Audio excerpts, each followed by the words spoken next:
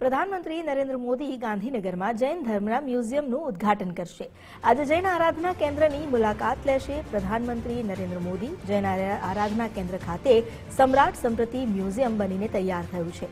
જૈન ધર્મના ઇતિહાસ અને વારસા, પુરાતત્વીય ચીજવસ્તુનું અહીં પ્રદર્શન કરવામાં આવ્યું છે। મ્યુઝિયમમાં ઐતિહાસિક, સાંસ્કૃતિક અને આધ્યાત્મિક વારસાનું પ્રદર્શન કરાયું છે। 7 વિભાગમાં સભ્યતા અને પરંપરાઓના અનન્ય પાસાઓને પ્રસ્તુત કરવામાં આવ્યા છે। સંગ્રહાલયમાં ડિજિટલ અને ઓડિયો વિઝ્યુઅલ પ્રદર્શન પણ સામેલ છે। સદીઓ જૂના દુર્લભ અવશેષ, જૈન કલાકૃતિઓનો અહીં સમાવેશ કરવામાં આવ્યો છે।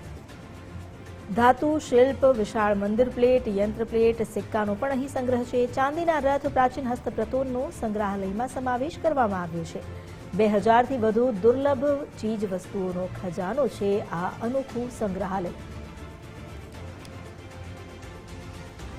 અમારી સાથે જોડાયા છે સંવાદદાતા નિકુંજ જાની। નિકુંજ, સૌથી પહેલા પ્રધાનમંત્રી કોબા ખાતે આ સમ્રાટ સંપ્રતિ સંગ્રહાલયને ખુલ્લું મૂકવા માટે ત્યાં પહોંચી રહ્યા છે।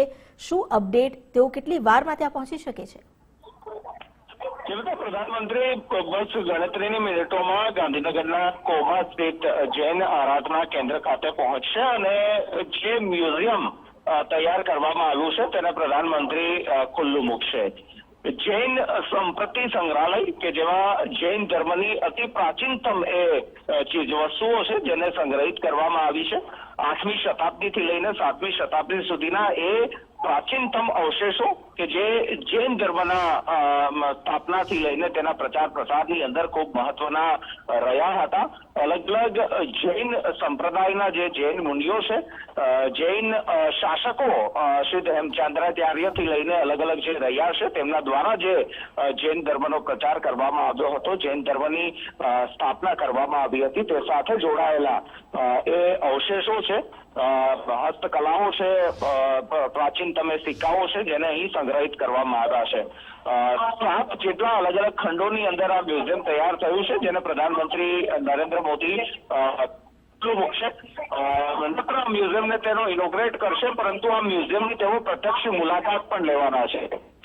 લગભગ અડધો કલાક જેટલો આ મ્યુઝિયમને જોવા માટે પ્રધાનમંત્રી નરેન્દ્ર મોદીએ ફાળવ્યો છે અને આ તારીખાઈ છે એના પર તેઓ વિઝિટ તેને જોશે। ત્યારબાદ એક સભા મંડપ છે કે જ્યાં આજે જૈન ધર્મ એ અનુયાયીઓ છે, ધર્મની અંદર આસ્થા ધરાવતા એ હજારો સંખ્યામાં જે લોકો પહોંચ્યા છે તેમને પ્રધાનમંત્રી સંબોધન કરશે।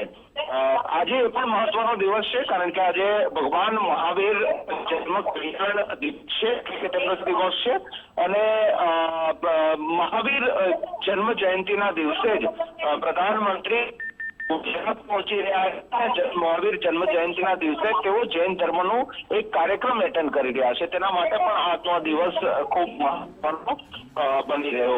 પ્રધાનમંત્રીનું સંબોધન પણ થશે, ત્યારબાદ પ્રધાનમંત્રી સાણંદ જવા માટે રવાના થશે અને ત્યાં મહત્વના એવા સેમિકન્ડક્ટર સાથે જોડાયેલી જે કંપની છે તેના યુનિટ તેઓ ત્યાંથી પણ એક સભાને તેઓ સંબોધિત કરવાના છે।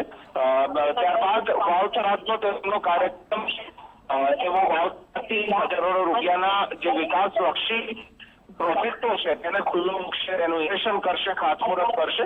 અલગ અલગ 3 કાર્યક્રમમાં પ્રધાનમંત્રી ઉપસ્થિત રહેવાના છે। ગણતરીની મિનિટોનો જે પહેલો કાર્યક્રમ ગાંધીનગરના જૈન કેન્દ્ર ખાતેનો, ત્યાં બસ પ્રધાનમંત્રી પહોંચવાની તૈયારીમાં છે। અમિત જી, આભાર આપનો જાણકારી આપવા માટે। થોડો જ સમય જ્યાં હવે પ્રધાનમંત્રી નરેન્દ્ર મોદી અહીં પહોંચશે તેને લઈને ત્યાં હલચલ પણ વધી ગઈ છે।